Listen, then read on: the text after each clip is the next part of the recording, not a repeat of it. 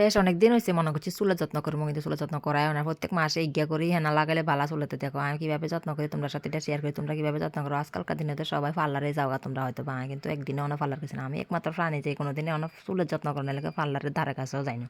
তো এখানে দেখো আমি বাড়িতে মাঝে মধ্যে যে সময় হেনা আনি মনের ইচ্ছা হয় যে সময় ফ্রি পাই নিজের প্রতি টাইম বার করি তখন আমি হেনা গিয়ে আনি।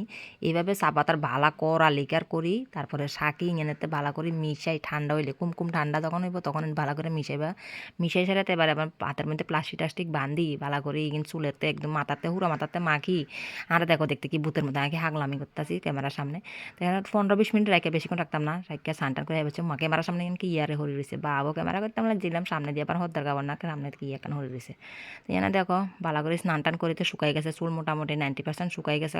এখন ভালো করে এর চুল কিনে আশ্রামও আশ্রাই চুল কিনে দেখো কিরকম হয়েছে মোটামুটি মানুষই হয়েছে এতদিন তো মানুষের মতো আসিল চুল কিনের কথা কই লাভ নাই উঠতে উঠতে একদম হেরিটা পাতলা চুল হয়ে গেছে আগের মতো আর ঘন চুল না আগে আর একটা চুল আসিল এখন এমন পাতলা হয়েছে উঠতে উঠতে সীতা দেখো আর এই মোড়া হয়ে গেছে উঠতে উঠতে চুলের সীতা।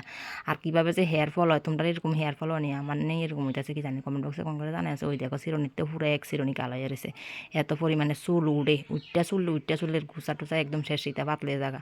তো আজকে ভিডিওটা এখানে শেষ করছি ভালো লাগলে কমেন্ট বক্সে কোন করে জানা যে ভিডিওটা কেমন আছে তো পরবর্তী ভিডিওতে দেখা হইব সবাই ভালো থাকবে সুস্থ থাকবে সবাইকে বাই টাটা।